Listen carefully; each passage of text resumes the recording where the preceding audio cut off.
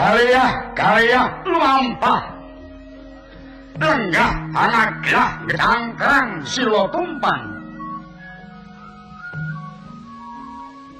Hanenggih menika warnane panenggak Kurawa ingkang ngangatriya wonten Banjar Junut kekasih Raden Dursasana Awasta Raden Dursasana Durgara Sasana nggon nggone wong Goro Candran Raden Dursasana raine lonjong watake nakal galak menang brengkile dasar sugireka pipine miring watake miyar-miyur tekate godhek wak tapi watak adrengan ulu jenggot dawa turarang watake kurang ing budi cepeting nalar ulu jawes melumpuk tapi watak tansah peteng pikire judregan atine gulu dawa terjejeg watake lalen seneng sembranan geleman angkuh nanging jirih pundak kandel watake dosa bangkean dawa tapi watak orang tepang rodok karem olah asmara kaya sing nyritakake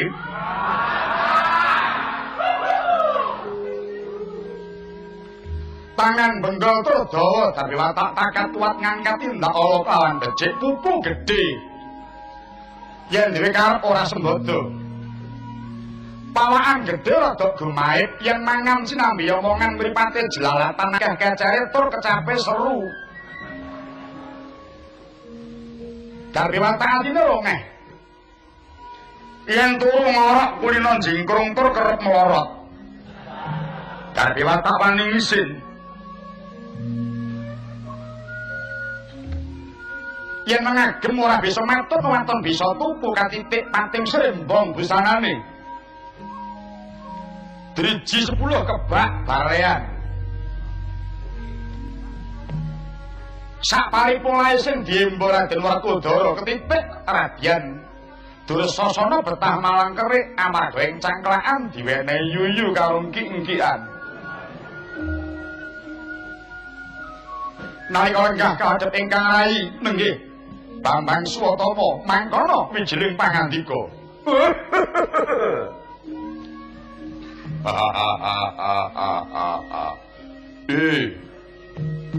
Swatama wonten dawuh Raden, iki wanci jam pira? Kirang langkung 11:30. Wah, layak. Wis melet panas jebul pancen wis 11:30 awan. Kawlono. Ora jeneng aneh pahanane sumuk ing pegelaran. Paman Pati dinteni ora miyos.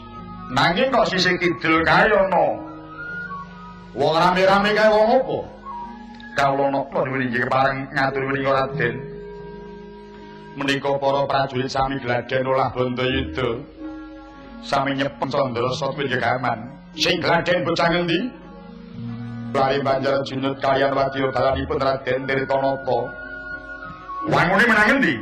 Ketinggalipun mimpang wadya dalanipun Raden Jayadrata. Kawisin. Prajuritku kok mung kalah karo prajurit saka Wonokeling.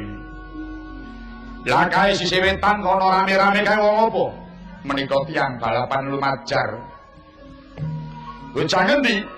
Lari saking Tirta Tinalang kalan lari saking Banjar Junut. Menang endi? Ketinggalipun mimpang lari saking Tirta Tinalang. Trembelane. Wadya balaku melayu kok kalah karo bocah Tirta Tinalang. Andek pun kok pijer njaluk kaos wae. Bermongso nganggo kaos cap rokok terus pertentang-pertenteng.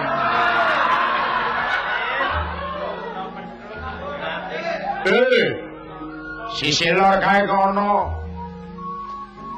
Wong papat padha ngadep meja. Bocah ngendi ae? Menika lari Banjar Junut kaliyan wadya balanipun Raden Durmagati. Lagi ngopo? Jembrek. Menangan di ketinggalipun mimpang lari saking Banjar Junut. Wah, trondolo. Gawe wirang.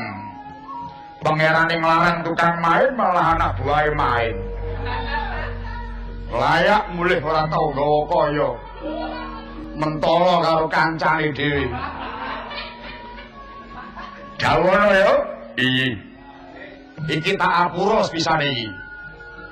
Nanging wanti-wanti welingku nek cek gelem melu aku anggere cek nyandak kertu ditenono. Inggih mangke badhe kula dawaken tenan yo ngeglo yo ndelik kowe kudu matur aku. Nggih. Marga wadine mung bakal keset mulai nyambut gawe. Kawula nom. Tinimbang dinggo main prayogane dinggo nyandangi anak bojo. Dinggo mikir keluarga diceleng-celengi yo. Kawula nom. Karo dawono abdi dalem karawitan Banjar Junut sing rada resikan. Nulinggi, yen nyambut gawe sing tewajuh marga kuwi sandang pangane. Nulinggi. Aja nganti kendho ning tengah dalan. Kudu sing sregep. Karo elingno nek necek. Necek tegesan ki aja ning nggon lancan. Nulinggi. Nek itu bareng aja buka wilan terus akarepe dhewe. Iki marake cerobo. Nulinggi. Tenan. Abdiku kudu sing resikan ya. Nulinggi. Katon nyandang resik iki resep disawan. Allah nok-nok. Yen gelem resikan mengko bakal nampa ganjaran saka aku. Binjing menapa? Ya kok wis rada payu kok wis. Kawula napa ninggi Gusti badhe kula estakaken. Wah! Paman Pati wis katon biya sayo dicedhaki swatama. Monggo kula dherekaken Gusti.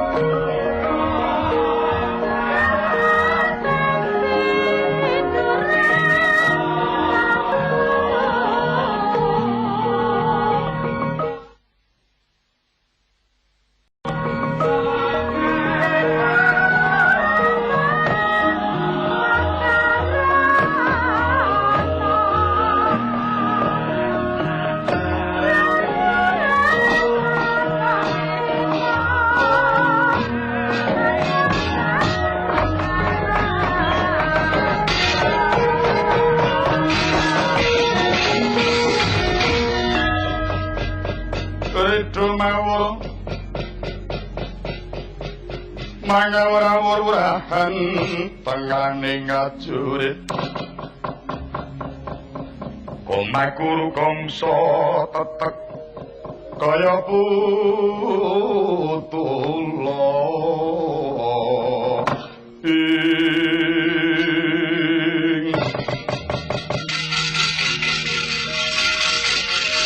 pangising kurang wesi mangkoso kang keditel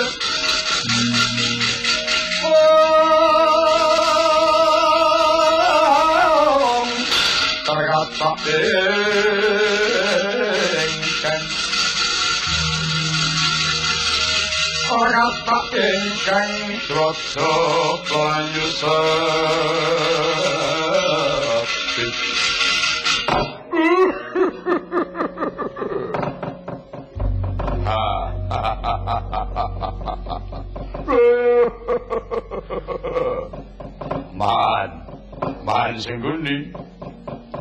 Man sengguni sampeyan nedahan jawi lenggah pendapi tur sasana nyuwun werti lho.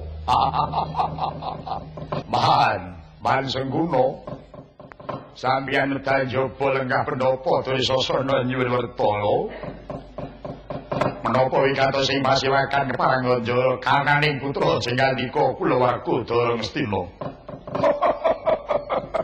Satriya Banjar Junur Dursasana man.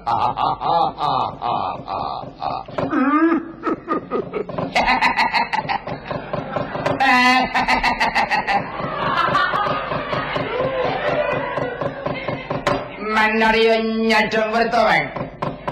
Mansengguni glayu jawa wae. Menapa wigata sing pasiwaken wae parangga bali putra jika dika kuwi pun dirima gati wae. Ora ngono kok dirima gati iki kok renyah men saiki. Pripun to wae? Pun ayam tentrem ati kula kok wae.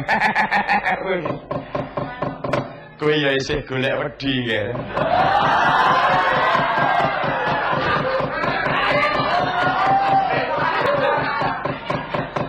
Pagastipun pamati bakula mriko nganggur. Rekanipun nggih kala basa nggih dodol basa antik-antik niku. Iya nggih. Upama kowe sapa kali ya cocok karo wandamu. Jadi, menyapa paman ngersakaken lampu kula, Pak. Iya, ngerti ya waktu mangko tak ninjil kahananmu ya nggih. Ambak wujude kaya ngene kok bojone ayune ora jamak. Ya pripun to, Pak? Pripun to, Pak? Nek mboten golek pengayum lak dipun ane paing, Pak. Iya. Pemakno dhisik ya nggih men. Nah, anu rokoke man.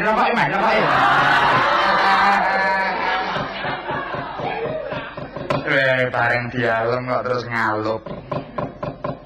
Kula nyuwun dawuh paman apa wigatos sing paman pambapari putra sing ngandika kula pun kartomamu. Kula ingkang putra pun Tirtanata paman, kula pun swatama. Manarya. Kados pundi anggen kula tomet pun pernah napa dereng, Mas? Manarya.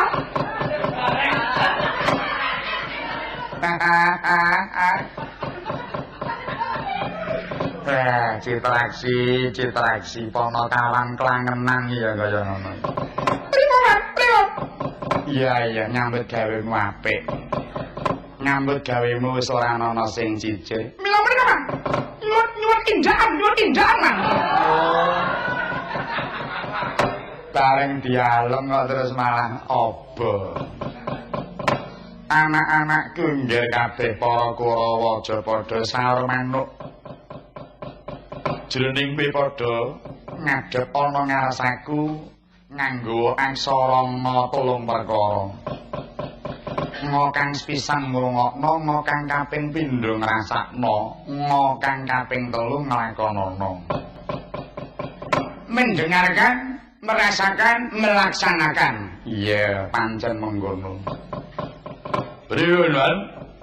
Ngene ya nggih.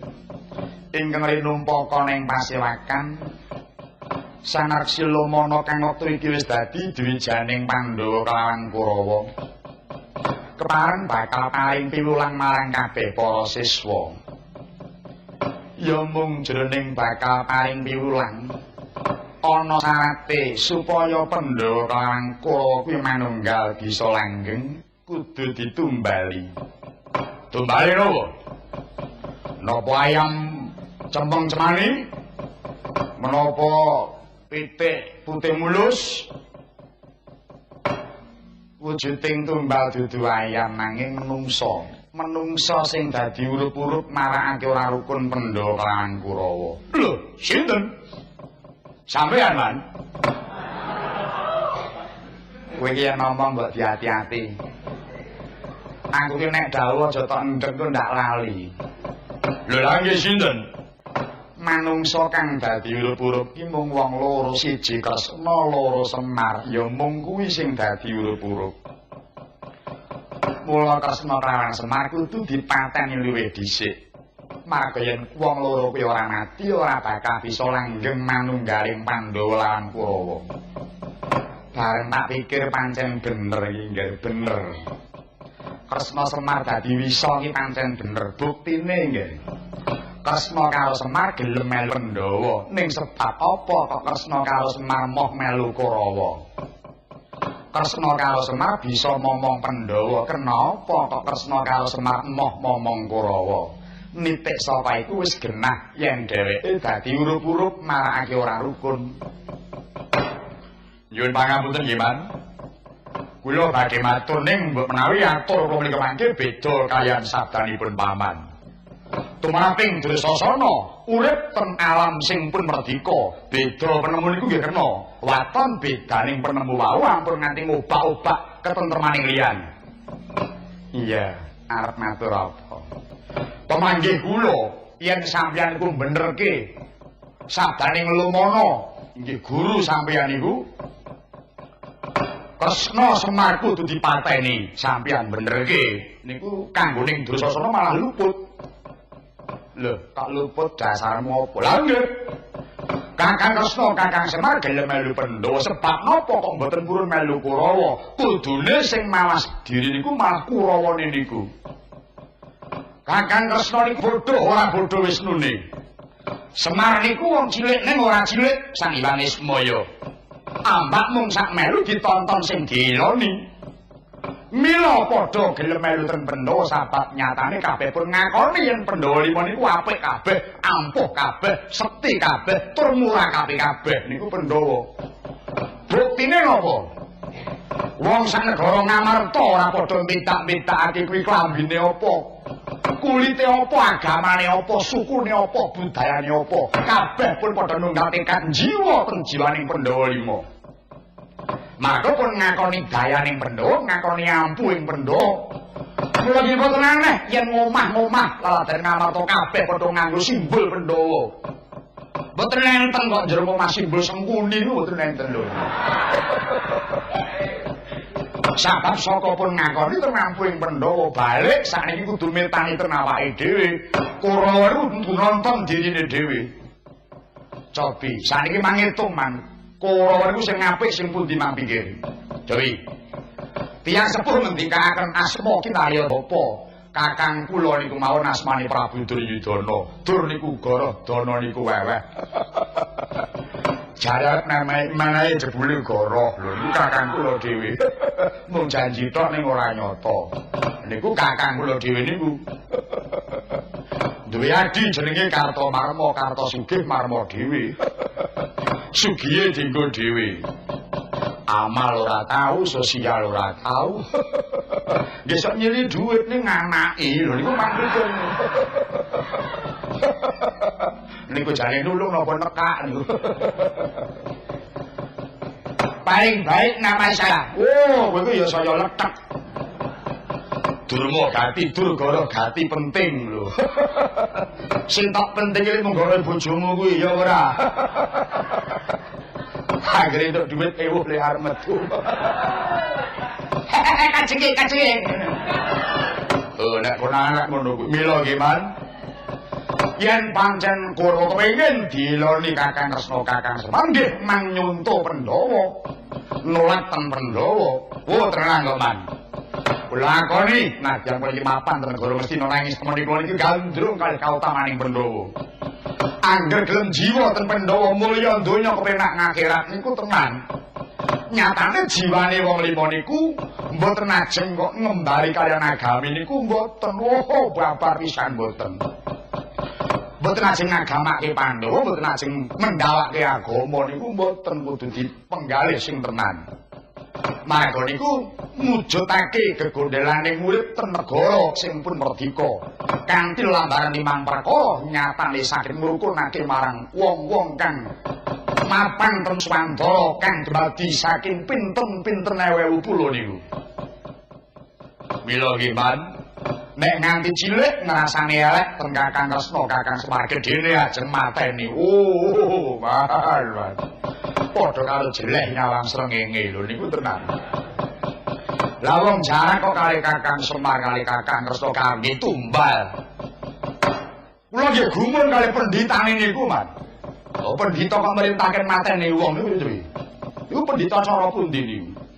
Mongko pendhita niku kesabarane mboten winates. Ana wong sing ngluput kelawan pendhita, pendhita tetep isih menehi pangapura. Beda kali satriya. Satriya niku oleh ngersa adil kanthi hukum kali ganjar, pangapurane winates niku satriya. Bareng niku pendhita lho. Pun ngaku pendhita kok ngrasani eleke wong.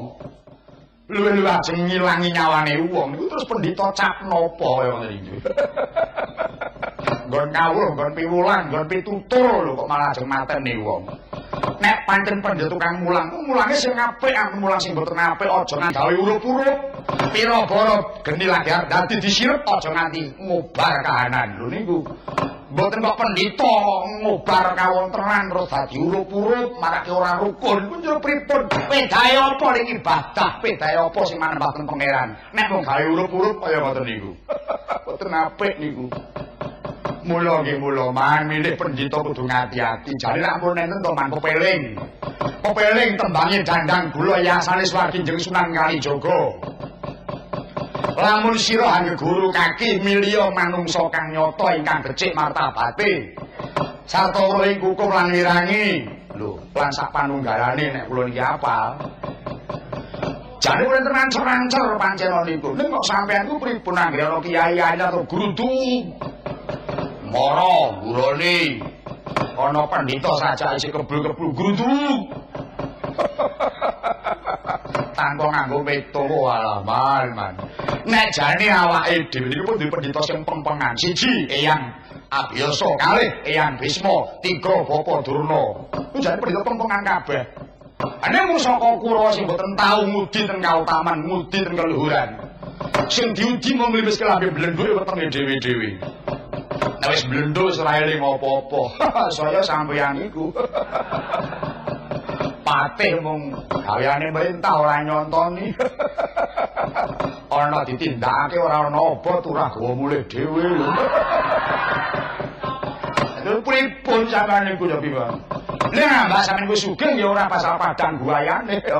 Mangga sapa? Nika nggih tembang aja ndodol nika. Wis. Wis, Dur. Mpun. Dur sasana iki nek karo Sengkuni tuwek endi? Iki sepuh sampean. Pinterange Kang Jagat iki bocah nom iki pintere bilu tau nglakoni durung karuan. Balik pakmu cilik aku wis marek mangan gempalaning Jagat. Pinterku pertitis sampat diulang dening kahanan. Kenapa kok kowe mejang kaya kiai karo muridmu e? Sengkuni mok paidul kenoni nek strip ana pundak iki aja tok paidul. Ngerti? Bintang iki ngerti? Mboten bintang 7 niku.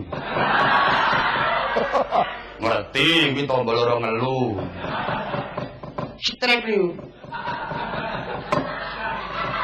Kuwi jane iki pangkat apa pacar dadi. Lho malah cacar. Wong sing rembug aku ora mbutuh ayo jangamu sing baku aku tampa dawuh saka sinuwun.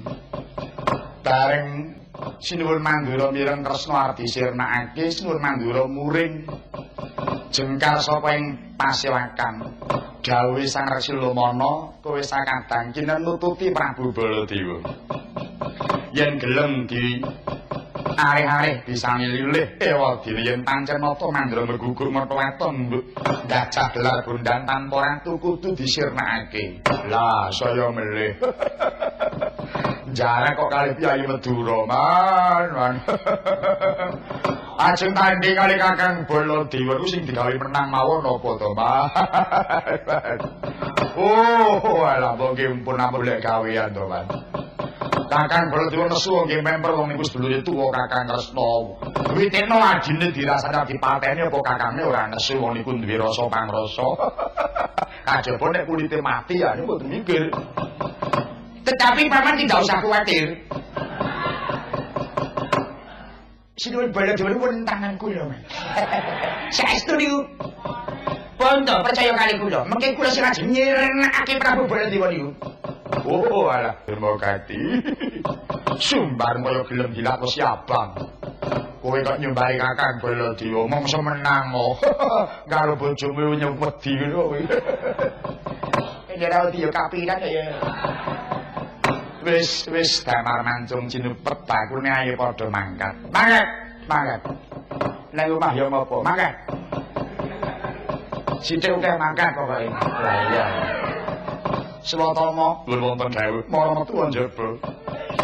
Kados pundi? Mertua njaba. Njawi wonten menapa?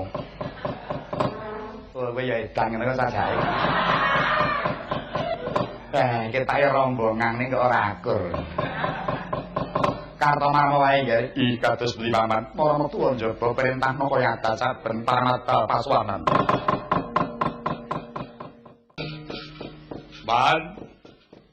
Anario. Iso dawuh ora iso nglakoni. Meling manti-manti yang Kurawa le, kowe ngotelu kudu dienggo. Ngrungokno, ngrasakno, nglakonana ning aja ngantuk. Lah kok malah sampeyan pun ketok tele-tele. Mandeke nggon le ajate. Lah nggih. Tele. Ora iso omong ya aja omong. Lho niku enten apa kok bunjut kabeh niku kan? Diremuk waris kok le. Sing ngremuk sinten? Iki mau aku nonton perange Suwatama tanding karo Gatotkaca. Wah, nyenengke. Upama Suwatama kalah mempro Gatotkaca iki ya trajange kaya ngono. Tanpa nganggo gaman si Gatotkaca mongko Suwatama nggawa bindi. Tempilingke Gatotkaca iki malah cemengklang suarane. Lah wong awak sarwa wesi kok dibindi iki rak padha karo dipandhe. Suwatama kalah. Kapan kok ora kalah iki kapan? Wong kangger maju kalah lho kok nekat wae. Wis tak kandhani eling lho, Mok, kowe iki wis kerep kalah. Kowe aja ngamuk, aja nekat. Margo nek wong iki yen kalah ki adate mesti kaya diobong. Dielingi bola-bali malah nekat iki kalah meneh Suwatama. Kawon kalah, genti Kartomarma maju. Kartomarma ditandang karo Antareja disambil linggih kok wis perat cangkeme Kartomarma. Apa karo prajurit kon brondong gaman. Wah wis mimis iki kaya udan. Ewadene ora iso mbucikke kulite Antareja. Kartomarma mundur genti aku karepku arep ngawe kowe. Ora ngerti Antareja iki wis ana ning mburiku. Tanpa seraba-seraba sabukku dilarak bangke aku dicandak. Digawa mlayu terus digendong, interaksi saka lor nututi karo nggawa tuthuk kenthongan. Karepe interaksi apik arep nuthuk Antareja ning Antareja ndingkluk. Kenging kena ning cengelku ra ngono. Praspers ora kena Antareja iki jare kena gundulku wae. Arek Antareja sing gendong kesel iki aku disalahke ngisor. Lenggah mriki nggih, Mbah. Aku ya dipijeti lengenku karo aku disayang Antareja. Dengaren kok putuku kok ngesun aku. Terus yun. Lah Citraksi iki lenuduk ora mandeg. Ngerti aku didokok ngisor iki malah saya mempeng lenuduk. Watake Antareja ngerti pengapesane Citraksi tutuk kiwa mlembar nengen tutuk ngarep mlembar mburi. Citraksi lena Antareja prayitna Citraksi ora eling nek Antareja ki iso ambles. Terus arek sing entek-entekan mongko ancang-ancang ki sak kayange kene. Ku mlawe ning tutuk kentongan Antareja iso ora enek wis nyampluk raiku. Aku tiba ngletak ki diteter terus karo Raden Mas Jaya Citraksi iki mau. Mudyar kowe, mudyar. Bareng aku jenggelek iki cipta Citraksi terus kandha. Lho, lah kok lek ngene ya ya.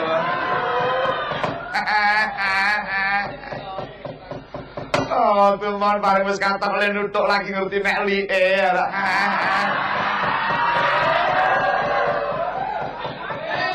Pancen dirampok wong tenan kok. Nuthuk iki ora iso milih ki waris apa dudu kok nekat.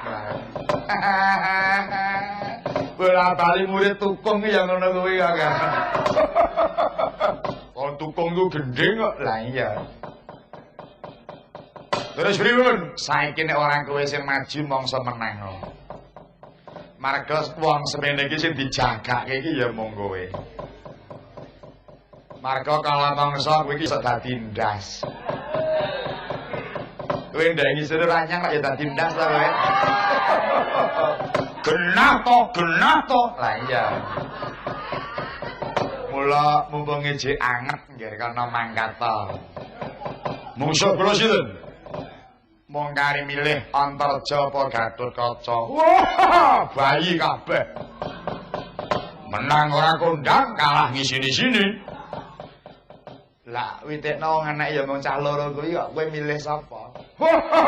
Nek kira-kira mboten gebak ampun pang tanding iki, Wan. Kowe wani karo Antareja, wani mawon. Karo Gatotkaca, wani mawon. Lho ya alon-alon wae bocah iki nek isih sore kok bengak-bengok. Yen pancen wani wis kana maju. Aja nganti kowe medal sumbi tandang ana Antareja. Nggih. Antareja ki bayi wingi sore. Nggih.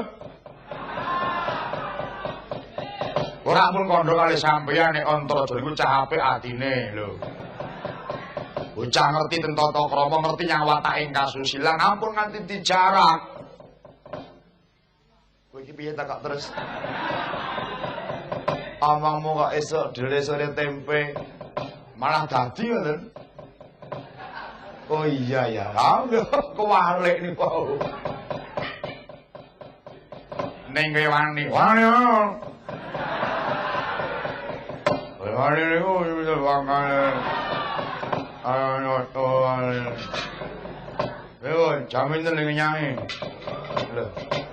Ya saiki nek kok jampir ning nyanyi umrange saiki ya saiki lho. Ya susuran ya nyanyi. Perang ki ora metung wanci, esuk petuk mungsuh ya perang, petuk awan ya perang, petuk sore ya perang. Ora duga ngene orang. Lho, wani ora? Nek pancen wani meneng tak tantang nggih.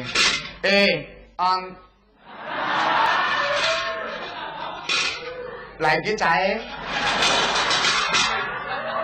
Kilo cahe. Lagi mangyami dhewe. Tekai kaya ramah-ramah. Sikilku ya benenteng kaya Sengguni dalam. Rene. Dadi apa? Teko ya ora omong-omong. Sengguni dalem Pak Guru. Kowe ndengi dibiji pira? 8. Oh, Pak Guru. Wah, apik bijine apik. Dalem Pak Guru. Jawa Tengah ki ibu kotane ngendi? Jawa Tengah ibu kota Semarang. Bener.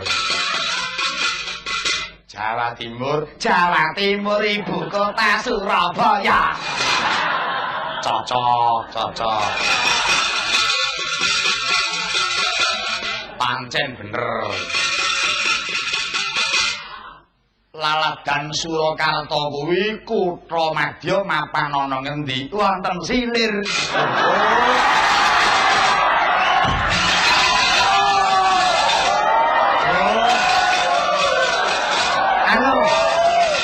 Kowe iki piye? Nyuwun pangapunten klintu Pak Guru. Wah, wis. Wah, ora patuk. Nyuwun pangapunten klintu Pak Guru. Lah wong ngawur wae iki piye? Wonten Surakarta hadine mat Pak Guru. Iye awakku. Sengguni dalam. Kowe wis tepak.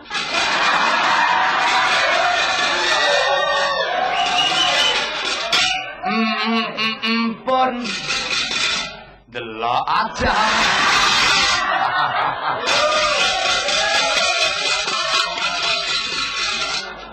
Kajen karo ora iki ora mung saka umur ni saka tumindake. Apa wong tuwek ning kaya Sengkuni ora sing sudi ngejeni. Pancen mestina kuwi ngelek duduhe yang durna ya Sengkuni kuwi. Ngendi nggon ngendi papan angger jeneng Sengkuni mesti kerep rusak ya bener. Mula dibabak sak oyot-oyote. Ayo endi maju kali atiku para.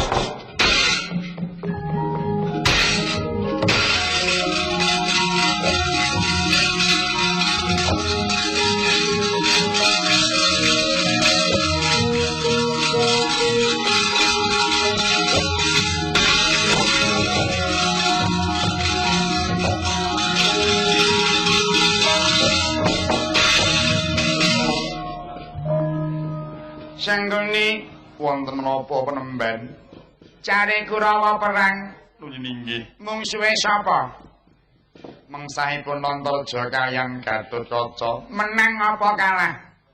Para Kurawa sami kasoran. Wah, ngisi-ngisini. Murite Lumana perang ngono kok kalah. Mundur tak tontone diapure kaya ngapa bocahe nyemanggaken.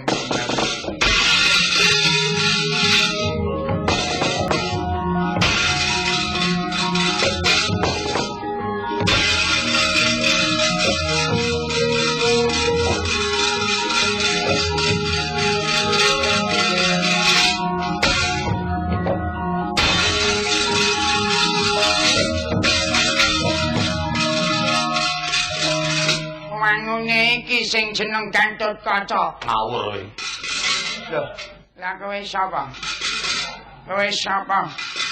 Aku Antareja. Tekan kene arep apa? Bakal nyuwun halipun dari Pandhawa.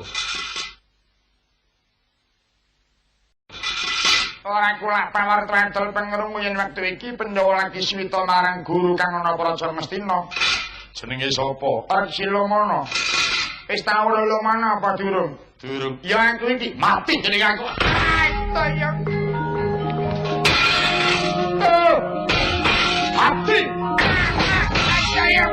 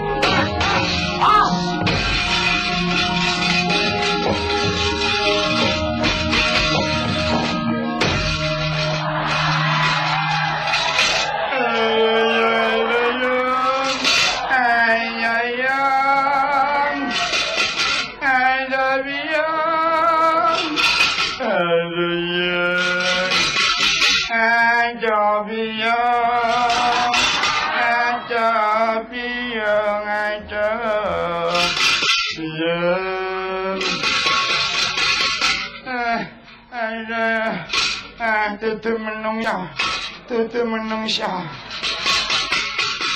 Kula niki luput napa kok sampean sawat. Aku ora jarak. Jarak kali mboten niku larane padha mawon. Wadah dudu karepe dhewe. Sampun pinanggih kaya larenipun. Wis. Pertama-tama pinanggih kalian sinten karo Antarja.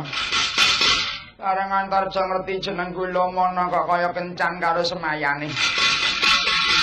Iki sing tak goleki moblek. Jajaku ditungkak Antarjaku kelemah. Durung nganti jenggal dicandak sabukku dijunjung. Disabet nggon padas karo watu garing. Aduh ya. Bar nyabetke iki aku ditawake liyane. Sing nawake Antarja. Ajake daganane. Bareng jeleh tawake liyane. Iki wong iki lho tampane ya wut.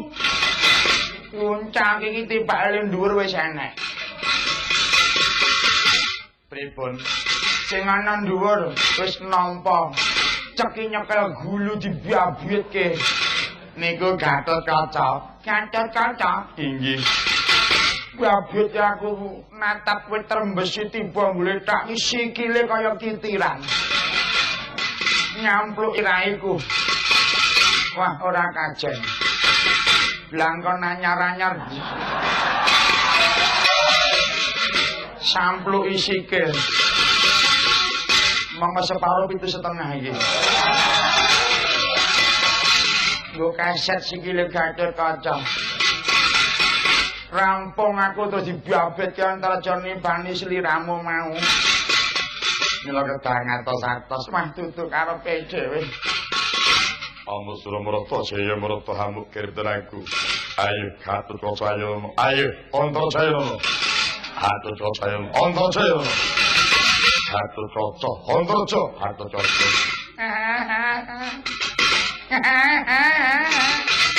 Malah gemujeng niku.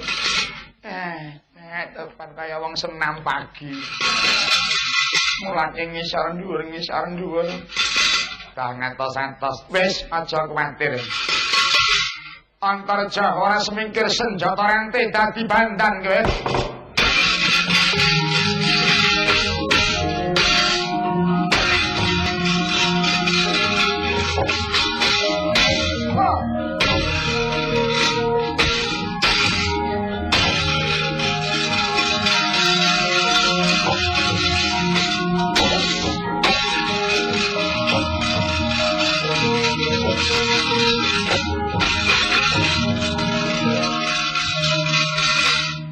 Suram merata, jaya merata.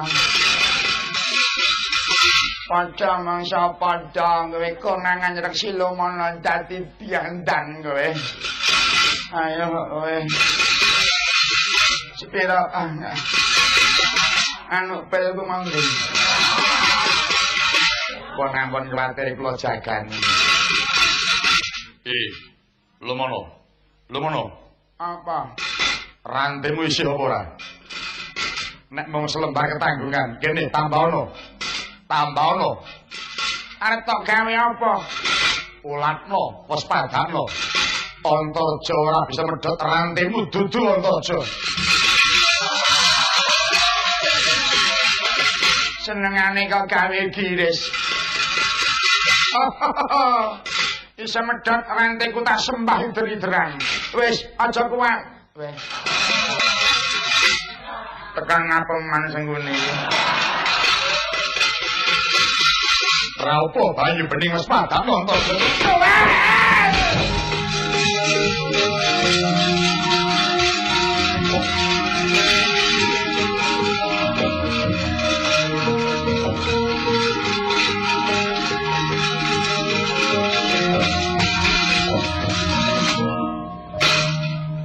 Yai Prabu, kula Kamas tak cekel sirahe arep tak tekuk gulune kok terus murucut saka ngepek-ngepek njur ilang.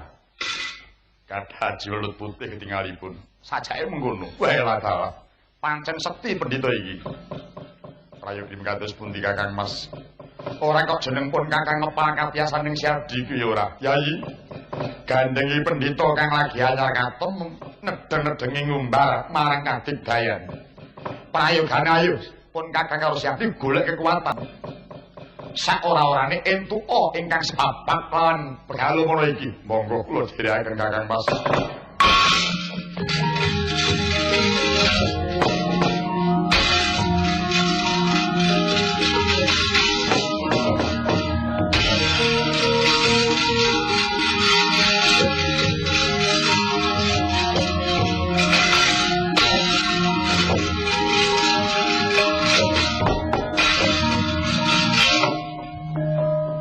Dadosan kagiat bapa guru ingkang jemedhul saking Bantala.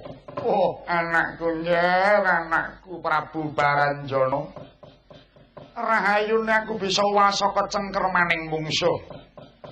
Mangsa sinten?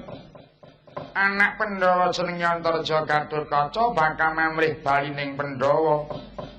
Mongko aku wis pinasran Prabu Duryudana kinen ngilangi kliliping Korawa yaiku wujude Pandhawa. Wektu iki Pandhawa wis mapan ning Praja Ngastina ibarat kaya iwak kang wis nyemplung wuwu mung kari ngringkes siji maka siji. Inggih. Ning bontose kudu disirnake luwih dhisik. Sinten bapa?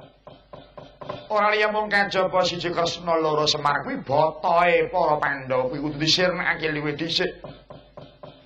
Sampun ngantos bapa ingkang tuwantang kula ingkang putra sesa sagah nyirnakaken Narendra Dwaraka tuwin Kyai Nayantaka. Yen ngono nggih iki Janaka wis mangkat nyang Ndhurawati, kowe wae mangkat nyang Karangkedempel. Aku njaluk Semar kudu mok tekake kene ning wis kudu dadi bangke. Sampun kepatos mangke kula bari mecahi Nayantaka. Wis tak kutang entuk gawe nggih Baranjana.